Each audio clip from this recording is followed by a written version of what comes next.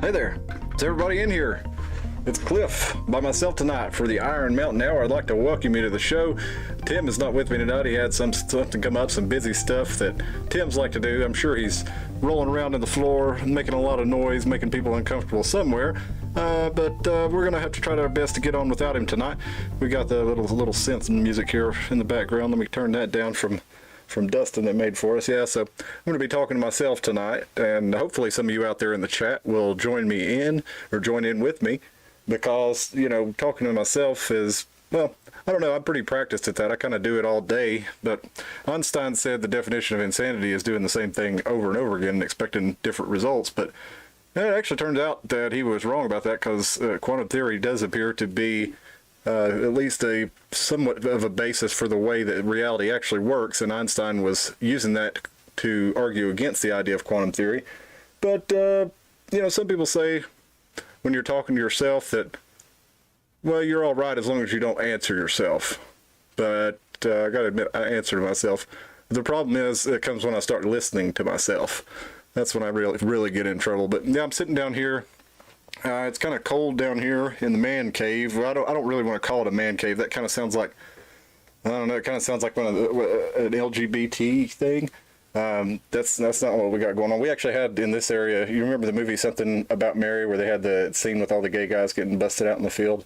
We actually had something like that in Johnson City, like, I don't know, 15 years ago. Like, prominent people got arrested for lewd and lascivious public behavior, and they had a spot they called the man cave or the bear cave or something like that. But anyway, that's not what we're doing down here. Hey, Dalton. Dalton says cheers, bud. Thanks for joining me, Dalton. Yeah, so I got my long sleeves on down here. It's a little cold down here, but it sure was hot today. We had a record high at the Tri-Cities Airport here in Johnson City. The old record was 94 degrees, or it was 93 degrees, and that was set in 1939. So the hottest day on record in this area since 1939. It hit 94. Let me tell you something. This morning, between 9 and 10 o'clock, I was working outside, and I could have swore it was 100 degrees. I worked for about an hour and 15 minutes before I stopped to get a drink, and I was wearing rubber gloves because I handle chemicals, and I poured about a half a cup of water out of my rubber gloves, and I was totally soaked. Looked like I had jumped in the pool after about an hour and 15 minutes. So that wasn't so great working in it, and then it only got hotter throughout the day. But luckily, the humidity did recede, and I survived, and I made it here to talk to you tonight. And here we are. So we're going to do the news and current events roundup tonight, like Tim and I usually do, but it's just going to be me and you. So tell me what you think about some of these stories. Pitch in. Love to hear from you. Also, email at the Iron Mountain Hour at gmail.com. You can send us ideas for the show, send us your thoughts on something, or if you just have a story that you want to share with us, it's too long to put in the chat and you'd like to put it on the show, hey, this is just a place to hang out, and we want you to hang out. Kick off your shoes, kick up your feet, get comfortable, grab you a cold beer, pack you a bowl, whatever it is you do to relax and enjoy yourself. I hope you do it and enjoy it with us. So without further ado, we're going to get in a little of the, well, one more further ado. I would like for you to like and share these videos with somebody that you think might enjoy it. Really, that's what we're looking on to build this channel, is to have people that find value in it share it with other people that they think might. We're not spinning, hey, thanks, Dalton. He says he does both. I appreciate that. Yeah, there's a lot of people I think that would get into some of the conversations that we had, because the whole point of the channel is we're trying to have these talks that they're not in the mainstream, and we're going to get into a little bit of that tonight. And we're going to use a lot of mainstream sources and stuff, but the truth is often somewhere between the lines on these mainstream sources. That's what you can't really throw the baby out with the bathwater completely, because you have to know what's going on with the world. You have to, in order to do that, you have to, one, look around you, and then you have to follow the news. But if you can't really discern what is fact and what's not in these news stories, you're going to have a hard time with it. And a lot of people I know, and I've fallen into this trap before too, you'll read the headline, and you maybe won't go all the way down into the full body of the article. But a lot of times when you do, you'll find at the very end of the article that they call it burying the lead, I guess. But what they've done is they've made the headline representative of something other than what is in the text of the article, and usually don't find out the actual truth until the very end of it. So I think it's good to keep that in mind when we go through these news stories. But it's yes, the news does lie, but a lot of times they omit the truth, or they put it in a place that you're not actually likely to find it. So they actually put the truth in there. You just have to do a little digging to find it. And some of these fact checks too, a lot of times will give you good information, but you can't just take them at face value like with anything that the media puts out there. So we're going to look at some news stories tonight, but before we get into the kind of the meat and potatoes of the show, so in Bonnaroo, if y'all are from our area, or if you're not, you look at this music festival, Bonnaroo. It's getting huge. It's 20 years, 20th anniversary now, down in Manchester, Tennessee. They call it the Bonnaroo Music and Arts Festival. This week, or this year, we got, it's the 16th through the 19th. And they got some pretty big acts on here. A lot of them I don't know, but look, they got Tool, they got Stevie Nicks, I know this Machine Gun Kelly guy's big. I've never listened to him. I'm sure he's great. But they got Pussifer, Maynard James Keenan's other band, one of his other bands there that he plays. It's kind of a heavier band that he's in. You've got a lot of stuff I don't know. But we got Robert Plant and Alison Krauss. They're playing second fiddle, I guess, to J. Cole, the Chicks, and Illenium. I've never heard of any of those. But then you got, looks like Stevie Nicks is kind of the headliner for the whole act. So that's a hell of a big get for Bonnaroo. And then look, you even got Ludacris down here. This guy was famous when I was a kid. Now he's into the third row there on the Saturday night stage just before Black Tiger Sex Machine. Whew. Sounds like an interesting night. But anyway, Bonnaroo is pretty cool. A lot of people have had a lot of good times down there. One of the bands that I really like that is a lesser known one I see here on the Sunday night stage, All Them Witches. Those guys are pretty badass, man. I really like them. I've listened to a few of their albums. I've listened to about 3 of their albums repeatedly, and they're really good. So that'd be one band that I would like to catch. I really don't necessarily see any more that I would probably watch, but nevertheless, if you get out there to Bonnaroo, be sure you catch them.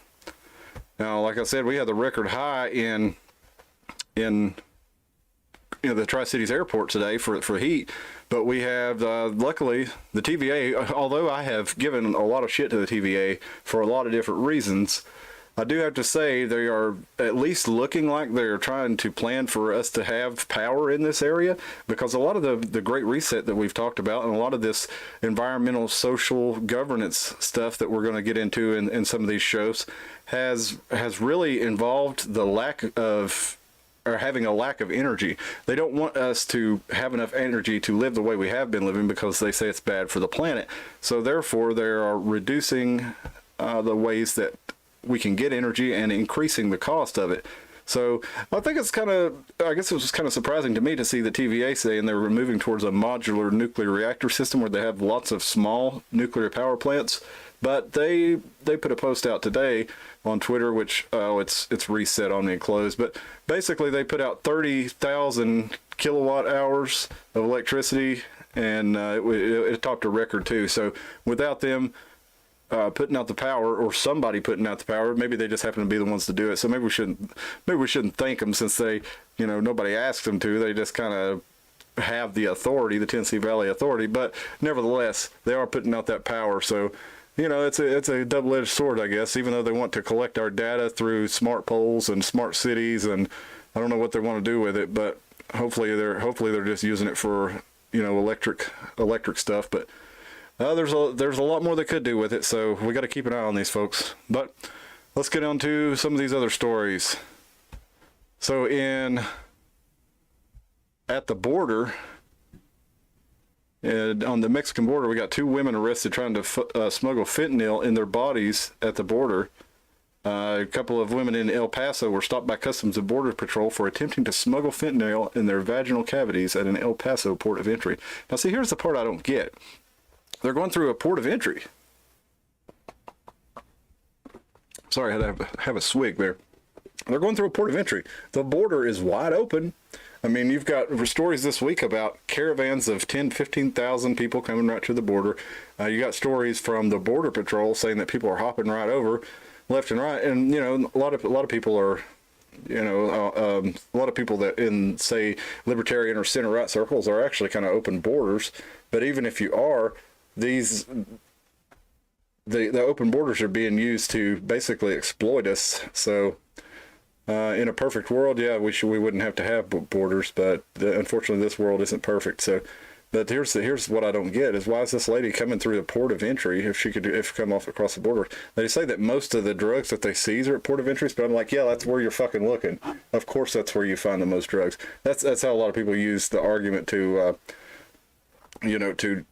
they argue that these drugs like fentanyl coming over the border, the open border, are a big problem. They say no, most of the drugs come over that get caught come through the port of entries. Yeah, that's because that's where you're looking. I mean, let's be reasonable about this, or realistic. But anyway, these ladies are coming across and got found attempting to snuggle. I guess they kind of were snuggling it. But they were attempting to smuggle 0.14 pounds of fentanyl in her vaginal cavity. Now, that's a lot of fentanyl. If you've heard how much, I mean, it just takes like a few grams. 0.07, this other woman, she's got about half that much. So, it says they felt a foreign object in her groin area. Oh. So I wonder how they felt that. I don't even want to know. This is getting stranger and stranger. Maybe we'll move on to another one. So, because, I don't even know what to think about that. What do you think? Give me a comment in the chat. What we got here? This is from the reality show. I don't know if y'all seen the show on Netflix, Squid Game. Well, this is from WCYB. We got reality show inspired by Squid Game coming to Netflix. Now, that's where the show started. Was a Korean show, and it's about people who were in dire financial straits. A lot of us can relate to that, huh? People with gambling debt, medical debt, business debt. There was a guy who defrauded the stock market, was one of the characters, and defrauded, had futures go south on him. And anyway, all these people are financially desperate, and they get invited to take part in this called the Squid Game, where they go into an arena. They all get kidnapped, and I'm just telling you the first episode, folks, so I'm not going to spoil it too bad. But you've had time to watch it if you want to. But the first episode, they have somebody come around in a van and pick them up and gas them, and they take them off to an island where, yeah, I've got a couple comments here, and I'll read those in just a second, guys. But so they take them off to this island, and they play a game of red light, green light, and the people who lose in red light, green light, who get caught, they get shot and killed, and the rest of them get to go on to the next level of the game. So now somebody's decided that that's a good idea to have Squid Game, the challenge for Netflix. It's going to be a 10-episode competition, which will include 456 players, just like in the show, vying for a life-changing reward of $4.56 million, very similar to in the show. Now, when I come across this article on Twitter, it says, but with far less severe consequences. Now, on the show, they kill you if you lose. Well, I hope it's far less severe, but we know how Hollywood is, guys. I don't know that I would trust. I mean, wouldn't that be just the way that somebody who's really sadistic would get off, would be to tell you that you're participating in a Squid Game, which is based on a movie where they kill you if you lose, and they take you out, and next thing you know, you disappeared. Nobody never knows what happened to you. We got solar power and electricity and electronics. Thanks for joining us, man. It says 1 gram would kill 10 or 20 people. I heard it was even stronger than that. But if you think about how, 1 gram, that's a tiny little bit of powder. Dalton says, I think we need strong borders. Yeah, a lot of people do. Personally, I'm again in the utopian view. Maybe we wouldn't need them, but when you have people who are actively trying to overrun, that's what made me actually look at Donald Trump in a new light. Was I remember I was thinking of him as a joke candidate, basically, when he was in the Republican primary, and people were sharing things from him that I just thought were crazy. And I saw one that was like, and I looked on his website, and there was a link to the Mexican government site where you could see they were showing people how to come up here and collect welfare, and basically telling them to come up here, how to get welfare, how to get a job, send money back, and basically siphoning that welfare money back to Mexico and keeping Mexico from having to run their welfare state. And there was, black and white evidence there that they showed on the website, and I was like, okay, well, I may not agree with everything on this guy, but he's really got a point there. Can we really just let anybody come in and get on all these social programs when they're already, more than we can keep up with? So yeah, there might be better ways to deal with it, but strong borders. If you don't, realistically though, if you want to have a nationalistic kind of country, the nation state, I don't really understand how you do it without a border. If you're talking about an anarchist libertarian utopia, okay, maybe I could see that, but in the current world we live in, I just I don't really see it being feasible. But let's get on to the next story here. This one we've got Joy Behar made a bit of a stir. If you've been watching the show for long, you've seen that we talked about how a lot of people will say this line that Joy's about to say here. So we'll go ahead and let her say it, and then we'll get back into what we've talked about in the show on it. So let's listen. Most AR-15 owners are former military, 35 plus and married. So that's all I'm saying is that they're not these crazy people. Okay. Here's the thing. Oh, you probably can't hear that. Hang on just a second. Always the little things to make the show work right that you forget about that can really screw it up here. So let me make sure you can hear. Oh, you probably could hear that. Sorry about that. So let's start again.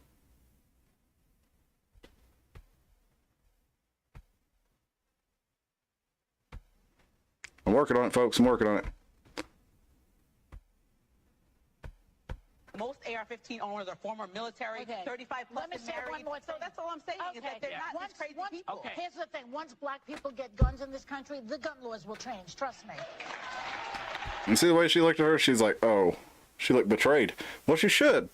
Because I think Joy's really showing her racism right there. She thinks she's making a point about the racism of gun owners in the country and I guess right-wingers. But, you know, there's a lot of us out here. We've talked about on this show before, when people make that point, we're like, no, actually, we like seeing black people buy guns because that means that there's more people on our side here that are understanding that you are responsible for your own self, your own safety, and you're responsible for, keeping the country free from tyranny too. And here's a little meme I ran across today. I thought was pretty good, and it's whoops. There we go.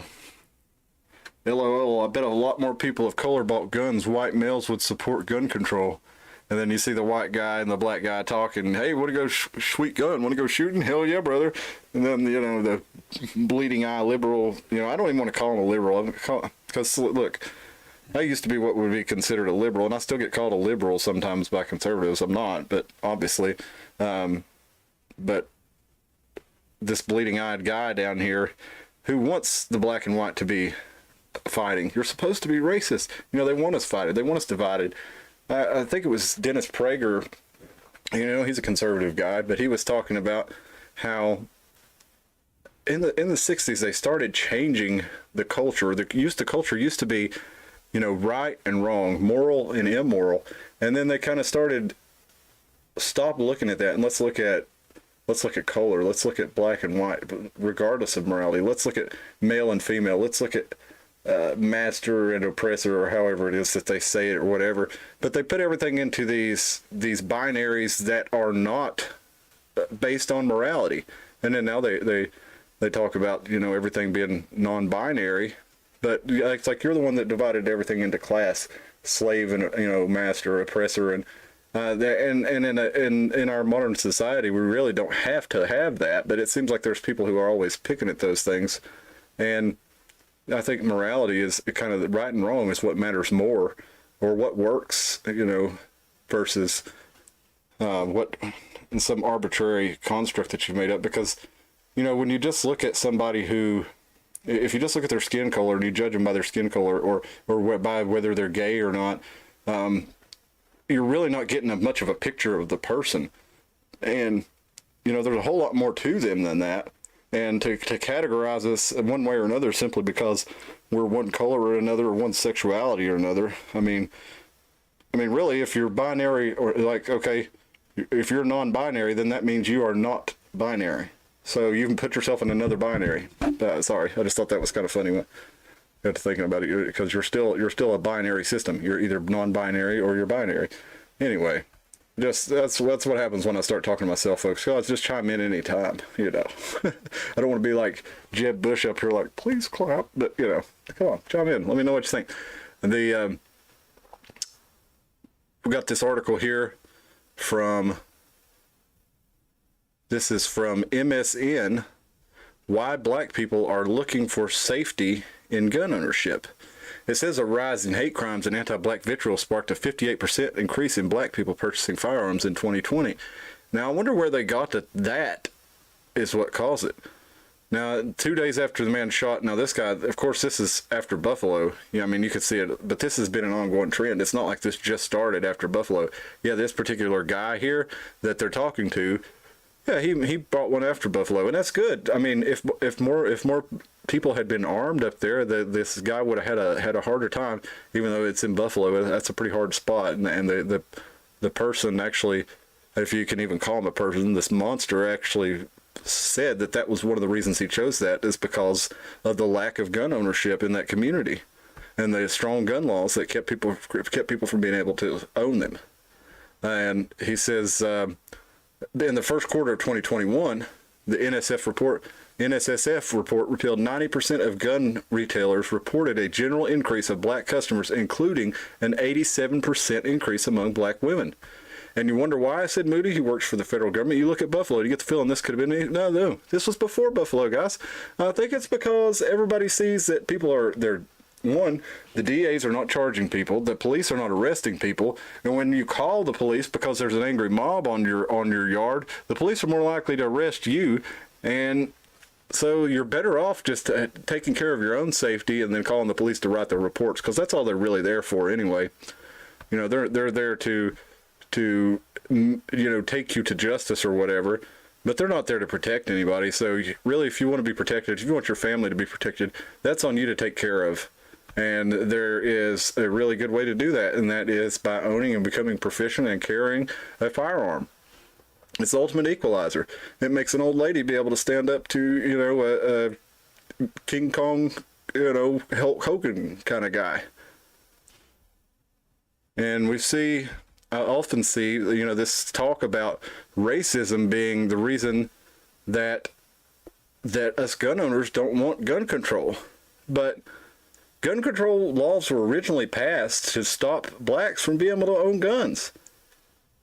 Here's a good meme. Do you think, it's not even really a meme. You think Harriet Tubman could have passed a government background check in 1850s Maryland? I think not. But it was very important that she and others like her were able to be armed so they could protect themselves when they come across whoever it was who was trying to stop them from making their way to freedom, and whoever might have been trying to rob them or whatever else it might be. So there's a lot of good reasons for her to be armed and for regular people to be armed. And I've got one more that I've got to pull up here. I thought I opened this, but it is not here, because I got one I want to show you. It was a C-SPAN. Here we go. It's a quick clip here. Let's watch it together. Lucretia Hughes. Thoughts and prayers and calls for more gun control isn't enough. How about letting me defend myself from evil? You don't think that I'm capable and trustworthy to handle a firearm? You don't think that the Second Amendment doesn't apply to people that look like me? Who and you who would call for more gun controls are the same ones that are calling to defund the police. Who is supposed to protect us? That does seem to be a common theme, let's defund the police, and also let's disarm the citizens so that they can't protect themselves. Well, also, we don't want any police around to protect them, if the police even would protect them, as we saw in the tragedy in Uvalde. The police, we now can confirm, they stood around. I think what Spike Cohen said, why would I want to call the police to keep me from going and saving my school and threatening to arrest me and protecting someone who's in there killing them? We must prepare to be our own first responders to protect ourselves and our loved ones. I am a legal, law-abiding citizen. That's another thing. She says she's a law-abiding citizen, and a lot of us throw that line out there. But let's think about that. What happens when they enact some of these backdoor legislations, for example, these where you're supposed to, get a background check before you transfer it. And let's say you didn't do that, and you let your kid borrow a gun or something, and they had to use it to defend themselves, and then they end up going to jail. Or they pass something that is you know, you've been an otherwise law-abiding citizens, but let's just say they were to ban pistol braces and you didn't hear anything about it. And yeah, you were a law-abiding citizen, but then they changed the law. So, I mean, I don't think that the Second Amendment, it really is qualified like that. I think if you are an American citizen, if you're a human being, American citizens have that right enshrined on a piece of paper, but all human beings have the right to arm themselves and to resist tyranny and to resist oppression and to resist and protect their families and themselves from whoever may be trying to hurt them. So let's keep going. That are calling to defund the police. Who is supposed to protect us? We must prepare to be our own first responders, to protect ourselves and our loved ones. I am a legal, law-abiding citizen, and I don't need the government to save me. I teach people how to use a firearm. I empower others to look at me to understand the Second Amendment is their right. I am a proud member of the DC Project, Women for Gun Rights. We believe that education is the key to safety, not ineffective legislation. Tell them, Lucretia. Education is key to safety. I think it's important for anybody that doesn't know what they're doing with guns. Like a lot of us in this gun community, we've grown up with them. We don't really need a training course to know how to handle a weapon that we've handled our entire lives. A lot of us probably know, and there's often the idea of, well, we need police officers. Remember when the lady was shot on the movie set there, when Alec Baldwin shot the lady on the set of Rust, there was a outcry from the left, like, we need police officers on these movie sets. Like, no, actually a lot of people, gun enthusiasts, probably the armorer from these movies, are far more knowledgeable than most police on weapons. Most police are actually not gun nuts. I mean, contrary to what a lot of people think, they know how to operate their service weapons. And then, you know, there's obviously some of them are into guns, especially around here, but it's not as big a thing in law enforcement circles as you would think. Dalton says burglarizing a house in America is scary because you never know who owns gun. If you're in a country where you know they don't, if you're in a country where you know they don't feel. If you're in a country where you know they don't, I feel like you'd be less deterred from committing some of those sort of crimes. Yeah, it's like that video that James O'Keefe or Project Veritas did a few years ago. They were going around to these anti-gun politicians they were writers, they were journalists, anti-gun journalists, opinion columnists, and they were asking them if they would put a sign in their yards that said, "This house is proudly gun-free." They couldn't get anybody to do it, and they actually got some of them to admit on camera that, well, I think if I said that this house is gun-free, that's kind of going to give the burglars an invitation to know that they can get away with it here. So I think she was onto something there. And there was a good cartoon by George Alexopoulos on Twitter. If you've never seen him, some of his cartoons are really awesome. He's gotten in trouble here lately because he had some really funny ones that people were calling sexist, but they were freaking hilarious to me. But I'm going to find a couple of his real quick. Here's one. "Excuse me, I hate to startle you, but it seems like you've broken into this house." "Oh, this is awkward. I thought nobody was home." "Totally understandable. My family and I aren't risk for violence, are we?" "Heavens no, I'm just stealing." "Fair enough. Human life is more valuable than material possessions." Total happiness in the world increased. Now, that's one way to look at it. And then a couple of cartoons later, George gives us another way to look at it. Let's see what happens here. We got, "Sir, you have broken into the home of a man with a wife and 2 daughters upstairs." Don't worry, only 7% of break-ins are violence, and over half the violence is against unarmed invaders. How compelling, as he puts in his earplugs. So then we see what happens. So yeah, you're right about that, Dalton. It is a lot scarier to break into a house in the United States, especially somewhere like Tennessee. But then somewhere like DC, where that lady was just talking, where Lucretia was just talking, then they don't have those kind of protections. It's really hard to own a gun, and especially to carry one in somewhere like New York City or Washington, D.C. I mean, I think in New York you might be able to own a shotgun in your house or something like that. I'm not familiar exactly with the rules, but to actually get a pistol, you have to prove that you are someone who is at high risk of being being assaulted or needing protection, and just walking through a high crime area is not enough for them to grant you the permission to carry a weapon, which you're supposed to have the right to by law, which we all agree you have the right to, and you know, the Second Amendment enshrines that in the framework of the government. So it's important to remember the way that the Constitution and the amendments were written is like the Constitution lays out the powers of the government, and the Bill of Rights actually restricts it. It doesn't give you the rights that are listed in it. It says we all agree that you have those rights and that the government cannot take away from you. And if it does, it is being tyrannical. And it also says that if we ever decide the government's being tyrannical, we have the right to abolish it and create something else. Dalton says, I'm from the rural mountains of Pennsylvania and own guns and grateful that. Yeah, I'm glad you do too, brother. Wearing my Don't Tread on Me shirt here today. And there's Tim Pool has a pretty funny one. He has a little cartoon snake, and it says, step on snake and find out, you know, from the fuck around and find out, or don't tread on me. That's his version. It's pretty funny. Let's see what else we got here. But the 40% of the overall gun sales in 2020 were to first-time gun purchasers, and that's like I said when Donald Trump was in office. I'm like, look, you're going to be handing out all this money.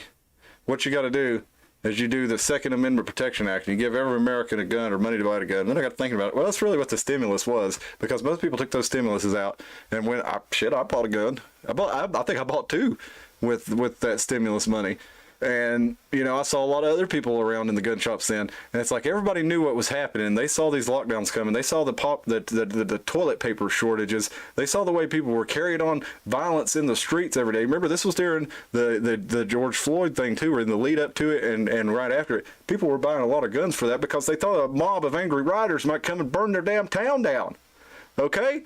It's not because of the supermarket shooting in Buffalo. I mean, I'm sure there were a few that did that, but the rise of 40% of new gun owners is not because of that, and all the the new black gun owners, they were doing this way before that happened. So don't give me that bullshit. They know that they're responsible for their own safety, and they're taking the responsibility. So I think that's a great thing. And it's just like the meme said, hell yeah, brother, let's go do some shooting together. Now, let's get on to something else. We got Dr. Fauci tests positive for COVID-19, experiencing mild symptoms. Yes, that's right. Dr. Anthony Fauci, the director of the National Institutes of Allergy and Infectious Diseases, tested positive for COVID-19, according to a statement on Wednesday from the National Institutes of Health. He tested positive through a rapid antigen test and is currently experiencing mild symptoms, end quote. He has not been in close contact with President Biden, is fully vaccinated, and has received 2 booster shots. So he said 4 altogether. Still got COVID. Interesting. He will continue to isolate and work from his home, and he's not been in recent close contact with President Biden or other senior government officials. And he says he will follow the COVID-19 guidelines and return to the NIH when he tests negative. But we've seen that some, you can test negative for months after. So how do we decide when that's okay for Dr. Fauci to go back? Let's just keep him away. How about that? I mean, because he's done such a great job, don't you think he should come back? I mean, we've had this shit going on for over 2 years now. We did everything Fauci said for the longest time, and what the fuck did it do? It got worse. So I think it's time to stop listening to people who obviously have demonstrated that they either don't know what they're talking about, or they do not have our best intentions. Oh, wait a minute. They do not have our best interests at heart. There we go. We get that out. See, usually I have Tim here to jump in and say something crazy or to give a very insightful point, which he often does.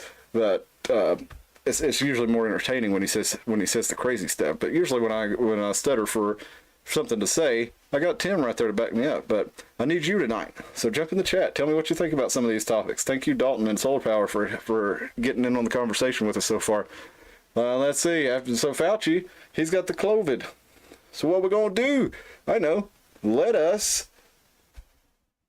have the FDA panel approve COVID-19 vaccine for kids under 5. That's right. After the FDA had 2 whole boards of people quit because they wanted to certify this vaccine for kids, and they hired a new board that eventually did certify it. The first two said they weren't going to do it and quit.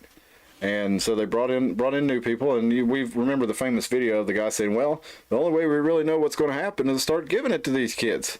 So yeah, let's just use our children for guinea pigs and see what happens. Kids under 5. Kids, school-age kids, I'm not sure about under 5 right offhand, but I know they do have a very low risk from it.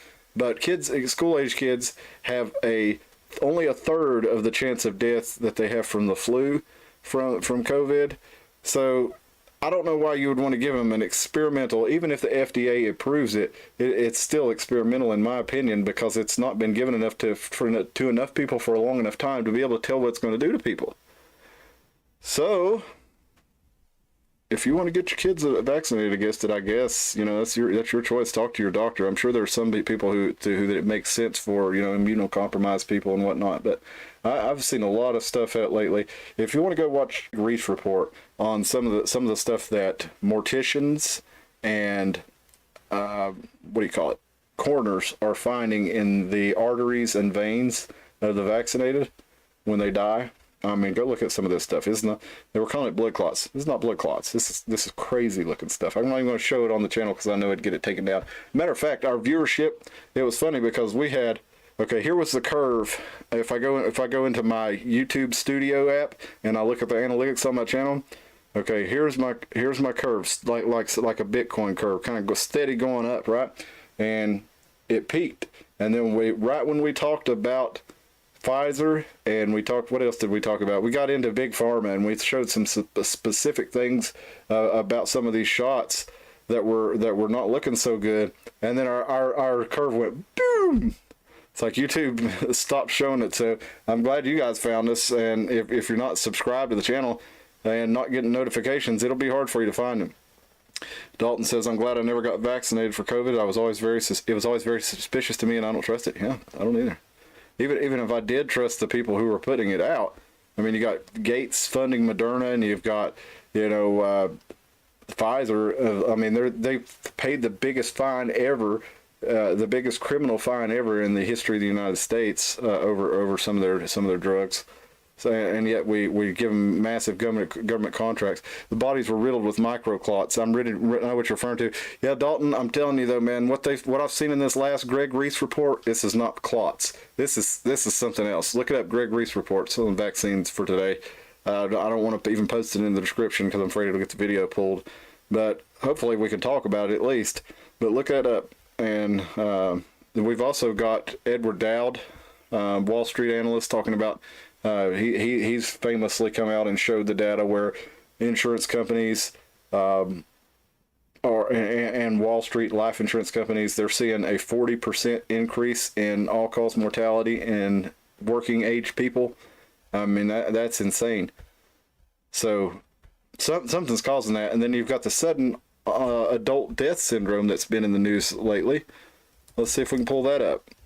I wasn't going to pull that up tonight, but let's look it up. There was one called sudden arrhythmic death syndrome that's categorized under the so there's two. You've got sudden adult death syndrome. It's been around for a long time. A lot of people are pulling up articles where they're showing that the doctors are collecting data on this, and they're saying that this was never around. Well, if you look, you'll find it before then. And sudden arrhythmic death syndrome, they say it falls under the rubric of sudden adult death syndrome because that's basically anything where an adult of under 40 just drops dead for no reason. And suddenly we're seeing a lot of reports of this, and doctors wanting to keep records and keep track of this thing, especially in Australia, I think is where I saw it in particular. And well, there's a reason they're saying it's becoming a problem again. I don't know. Dalton says I was just about to mention SADS. Yeah. There you could be anything because we really don't know what's causing it. But I think that with the uptick in all-cause mortality, the uptick in working age death over the last 2 years, I mean, yeah, there's stuff that even I predicted, and a lot of other people predicted it too. Of course, I'm not the only one. But whenever they started locking down for the pandemic, or I don't even want to say the pandemic, for the declared pandemic, we'll say, whenever they started locking down, I said, look, this is a terrible idea. You're going to stop people from working, first of all, which is going to be devastating on the economy, but you're closing down all these doctors' offices, you're closing down diagnostic services, everything but non-emergency. So people are missing cancer screenings, they're missing their appointments where they need to get drugs, they're missing routine checkups on things like anything that's not immediately life-threatening. I said, you're going to have a lot of people die from this. You're going to have a lot of people have mental health issues from being locked down in their house all the time and not even being able to go to see their therapist. And sure enough, we do see a huge increase in death among working age people. Let's see. But, the funny thing is, we were talking last month, we were one of the first to catch on to this monkeypox thing. I saw this in the news and I said, this is going to be something that they're going to try to scare us with. That's the way I looked at it. But then, I saw people was like talking about, because I was like, hey, this monkeypox is going to be, this is going to be it. This is how they're going to finish this off. And I started looking into it a little bit. And it's very similar to smallpox. It's actually hard to distinguish without testing the difference between smallpox and monkeypox. But we did mostly eliminate smallpox from the world. I think it was with the vaccine. But at the same time, we also now have treatments for smallpox and monkeypox, so you don't have to die from these diseases. And monkeypox actually has a really low death rate. But nevertheless, it has been in the news, and it's like it's getting PR from places like the WHO. Brought to you by Pfizer. Here, let's look at this real quick. Of monkeypox virus. WHO is also working with partners and experts from around the world on changing the name of monkeypox virus, its clades, and the disease it causes. We will make announcements about the new names as soon as possible. The global outbreak of monkeypox is clearly unusual and concerning. It's for that reason that I have decided to convene the emergency committee under the international health regulations to rename the virus. To assess whether this outbreak. So that's their idea. Like, okay, before we convene to decide if this outbreak poses a danger, let's rename the thing. But it's pretty interesting that the monkeypox vaccines. Let's see, when did those come in? Let's see when they were purchased. Look, YouTube or Google knows what I'm doing. Commission buys 110,000. No, this is EU. We want US. Well, let's look, because they ordered a bunch of these. The US buys additional Bavarian smallpox and monkeypox vaccine doses. The U.S. Biomedical Advanced Research and Development Agency, BARDA, has ordered additional doses of the vaccine. Apparently, they ordered 1.4 million doses in 2020. All right, look at that. Interesting stuff. I think you seem to recall Bill Gates, among others, saying that a new smallpox or monkeypox type virus would be one of the ones on the horizon. So I definitely don't think it's anything to take lightly, but it's also something that we have to be aware of who's telling us about it and what they have to gain from it. So let's look at, speaking of Bill Gates, let's look at this tweet from Bill. We got the Daily Show. It says, wow, Bill Gates encourages everyone to get vaccinated. Then a year later, Internet Explorer dies because they're shutting down, Internet Explorer. Well, how cheeky of you there, Trevor Noah, in the Daily Show. I'm sure Trevor didn't write that. But look, we got Bill. I guess we finally ran out of microchips. Well, at least Bill's got a sense of humor, huh? He's just a regular guy. Everybody tries to say these awful things about him, how he wants to chip people. Never mind that the elite of the world, including Gates, are on record with all kinds of things like that. Even worse, let's look at Albert Bourla here from 2018. I actually found this clip. Okay, I showed it to you on the show a few weeks ago, And about the time I showed it around, a lot of people started showing it around, and maybe, I don't know that anybody was representing it as if he was at the World Economic Forum this week or this year. Maybe he was, maybe they were, but I actually found it in a fact check saying, oh, people are trying to say this is from this year. This was from 2018. They don't even realize that this is not related. Hey guys, they've been preparing for this for a long time. They've been talking about it since. I mean, we looked at, in one of the early episodes, I think it was like episode 6, we looked at Operation Lockstep, or the Lockstep project that was part of John Hopkins, I don't even remember what institute put it on now, but I think it was the Rockefeller Institute.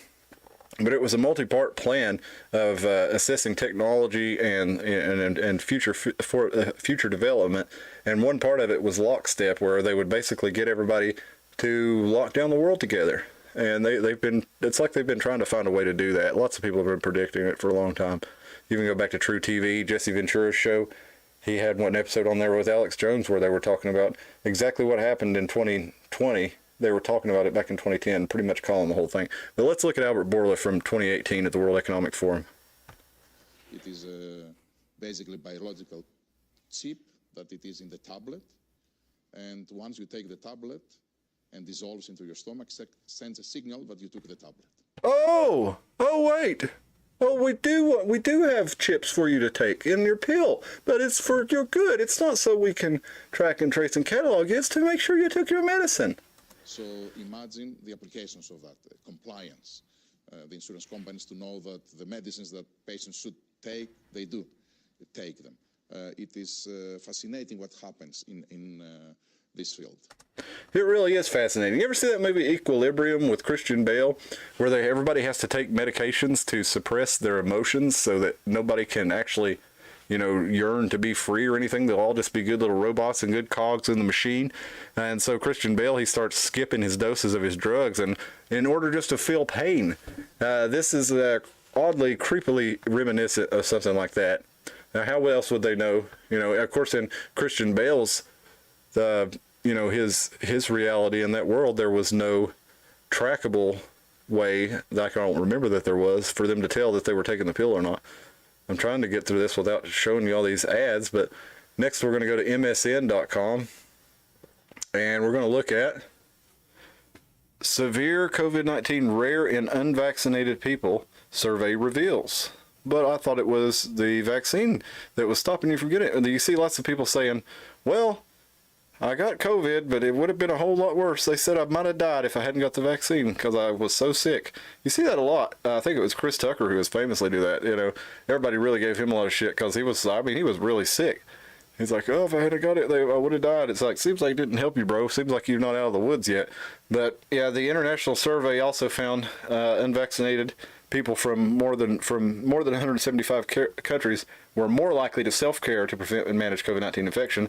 They use natural products like vitamin D, vitamin C, zinc, quercetin, and drugs such as ivermectin and hydroxychloroquine. Many participants experience discrimination for refusing the administration of genetic vaccines and have struggled with mental health burdens due to the stigma in the mostly vaccinated society. Now, I got to give it to MSM that they do rightly call this out as discrimination. It's discrimination for not choosing to have a medical treatment. And for all their faults, at least they do say that. Now, this is a self-selected and self-reported survey, so you got to take that with a grain of salt. That means that, they have to be interpreted differently compared to randomly selected populations. Okay, so you can't take this as a be-all, end-all, but the fact is, these people are alive to voice their opinions, so that's got to be something, right? Anyway, we go on to the next. We got Stacey Ray on Twitter. Oh, wait a minute. I might have one more on that for us. Oh, yeah, I do got one more. Nope. I already read that one. That was about the smallpox and monkeypox. So, we got one more, two more stories here I want to do. We got Stacey Ray on Twitter. I comb the depths of Twitter and Reddit so you guys don't have to. But I found a lot of good stuff on there. Like I've said on here before, the news cycle is set through Twitter. Dalton says it's just another part of their plan. Yeah. I mean, you got a lot of people planning. I mean, they're out in the open. You could call it conspiracy, but I don't even call it that because they're putting all this stuff out on record and they're doing it through a legal framework. So if they're making it where it's not against the law for you to do something, then you can't say it's a conspiracy. But people conspire all the time. Basically, people conspiring is two people getting together and deciding to have a plan to break the law. Okay, so I mean, if they're not breaking the law, I guess it's not technically conspiracy, but they still have a plan to dominate us. They put it out there. That's what they talked about at the World Economic Forum all last week, is how they're going to dominate us regular people. So let's finish the show up tonight with Stacy. She says, while you're being distracted with that January 6th shit show, the Pentagon admits it has operated 46 biolabs in Ukraine handling dangerous pathogens after months of dismissing the charges as Russian propaganda. Yeah, they did. They put out a defense.gov here. They put out a paper, a fact sheet on WMD threat reduction efforts with Ukraine, Russia, and other former communist countries. But look here. Look how far I had to go down to find it. We got up here at the top, and then way on down here near the bottom, we got the United States has also worked collaboratively to improve Ukraine's biological safety, security, and disease surveillance for both human and animal health, providing support to 46 peaceful Ukrainian laboratories, health facilities, and disease diagnostic sites over the last two decades. The collaborative programs have focused on improving public health and agricultural safety measures at the nexus of non-proliferation. At the nexus of non-proliferation. What's that mean? Non-proliferation. That means not letting them be passed around at the nexus of non-proliferation. But, well, some damn biological agents have definitely been proliferated. I'm not going to say where they come from, but I think we all know that starts with chi and ends with na, but there was probably other stuff involved with that too. And I mean, the U.S. government was involved in that through the EcoHealth Alliance funding from the National Allergy and Infectious Disease Administration, with Fauci funding that up and sending the money over through EcoHealth Alliance. They tried, what was the project that they did? Oh man, now I can't remember the project with the bats in the cave. I got to look it up. Virus in cave. Yeah, figure that might be hard to find on Google in a hurry. Let's see. The Pentagon turned them down though. One of the EcoHealth Alliance, along with another group, they suggested to the Pentagon that they spray vaccines, these RNA vaccines, into bat caves, and the Pentagon said, "What are you, crazy? So you'll spread it to the public in China and maybe start a war." But it looks like somebody went on with a very similar plan to that. But I think we're about going to wind it up tonight. It's been almost an hour. But, you know, one of the themes of this show is that the media does not have your best interest at heart. The media is not looking out for you. They're looking out for the people who fund them. They're looking out for the people who pay for their show, who advertise with them, who own the stock in their show. So counting on them for truth, I mean, it literally is like asking the fox to guard the hen house. But luckily, we have social media out there. They couldn't keep it under control. They didn't know, I don't think, what was going to happen. For all the faults of social media, all the brainwashing that you see through it too, we also find ways to cut through the shit. And we've got somebody right here who tells us a little more about it. This is Glenda Baker from TikTok, and she's talking about the housing market. So with the interest rates going up in the housing market and it getting even harder for less wealthy people to buy a home, let's see what she has to say about it. I just don't know that I believe that we're going to be able to build fast enough for the people who want to buy. 0 to 500,000 is being consumed by hedge funds. Nobody's talking about that sector of the market basically being taken out. So she's talking about homes from $0 to $500,000, basically homes for regular people to afford. There's a shortage of inventory. Well, yeah, there's a shortage of inventory because all of these large corporations have come in and purchased this much of the market. Do you realize that? And not only that, not only are they purchasing that much of the market, they're purchasing it at over asking costs. They're going 15, 20, 50% over the market cost on these things. They're driving the home prices up. People are paying crazy amounts for homes. And now, in order to combat inflation, rather than do anything about all the millions or all the trillions of dollars that you printed out and sent overseas for free to all your billionaire buddies. You're going to hit us with interest rates from the Fed to make that difference back up. Yeah, that's some fucking bullshit. But anyway, let's get back on to, that's yet another reason why the Federal Reserve shouldn't exist. It lets them get away with this shit and lets us, you know, these people, these rich people that got all this money, they got to go out and spend it buying land and real estate, real property, stocks and bonds, while before the money was inflated, right? So you had all that money pumped into the system. They got it. They spent it before the prices went up. Now the prices are all up. We have no fucking money, and they bought everything already. So let's continue. Like, do you get that? Then you've got 500,000 to $1 million over here, and these people have cashed out on some monopoly money at the height of the market. They're coming over here and overpaying for these. They're not affected by the interest rate because most of them are paying cash, and or they're putting a significant amount down. And if I were really being honest with you, you've got 0 to 500 on this side, and then you really got 500 to 800 right here. Then you've got the 800 and up over here. These people, they're buying as much as they can buy. They got a shit ton of money. So these people over here are being squeezed. These people over here, they're going to be renters for the rest of their life. That's the segments of the market right there. So when you talk about like, oh, well, Glenda, you know, what do you think about like the shortage of inventory? These 500 to 800,000 people, they can't sell because they can't qualify to buy what they currently have. They damn sure can't qualify to buy more than what they have. And over here, there's nothing to buy. That's the problem that nobody's. And you see that, like I've run across people who I got real excited because they saw that their home value had gone up and, you know, sold their home, and then they were quick to find out that they couldn't find anything to get back into. So a lot of these people ended up renting, and they're waiting on the values to go back down. And we can hope that'll happen. But with what Glenda's talking about here and what we all see going on around us, it makes it very questionable. Looking at, I'm sitting here like I barely graduated from high school and I got it. Why is NAR not talking about an entire It's because, like you said, Dalton, it's all part of their plan.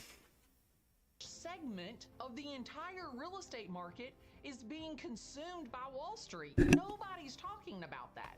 And it's not that they don't know it. They know it damn well. That's because they are getting funded. These big corporations are getting funded. The media corporations or media conglomerates are being funded by the same people. You look down, when we did episode, hell, I can't remember what episode it was, but one of our earlier episodes, we showed you how BlackRock, State Street Capital, Blackstone own like controlling interests in most of the media companies in the country. Like that's one of the things that they first put their money into. Like you got 9%, each one of them will own like 7 to 9% of every media company, like including, you know, Nexstar, including Disney, including ABC, whatever it is, whatever the publication is. We showed you on here a spreadsheet of who owns these things, and State Street Capital, BlackRock, and Blackstone keep showing up, and they have controlling interest in a lot of these things. And even if they don't have controlling interest, if you own 9% of a company, say the company's worth $1 billion, well, 9% of $1 billion is almost $100 million. So, you know, they're going to want to do everything they can to keep that intact, because if you have somebody sell 9% of your stock, it's going to cause the rest of your stock to crash down, especially if it's your largest investor. So even though they only own 9%, they can still control a lot of what goes on there. But sorry to interrupt you, Glenna. Please finish. You're talking about, 30% of all the homes sold in Atlanta are being sold to hedge funds. 0 to $500,000, they're buying everything. That's why you can't find a house to buy. So it's not 30% of the market that they're buying. They're probably buying, if the truth were known, if you just took that segment and you took out what Wall Street was buying, 0 to 500,000, I'll bet you $5, it's 56 to 65%. I'm not taking that bet. Glenda knows what she's talking about, I can tell. Hey, listen, I'm on the south end of the levee here. It's been nice having you with us tonight. Let's see if we got anybody else in the chat here before we get out. Dalton says, thanks for the stream, man. I've enjoyed it. Have a good night. I will. You too, Dalton. Y'all don't work too hard. Hey, we'll see you Sunday. We'll get into something a little creepier, maybe some AI or some computer stuff. I think that'll be fun. Let's get into some of this sci-fi nightmare that we're facing. Hey, I'll see you then Sunday night at 10 p.m. Again, be sure to like this thing, share it around, and comment on the video. Get in the chat. Email us at theironmountainhour@gmail.com. Let us know what you think about this. Let us know what you'd like to hear about on the show. Hey, y'all have a good night.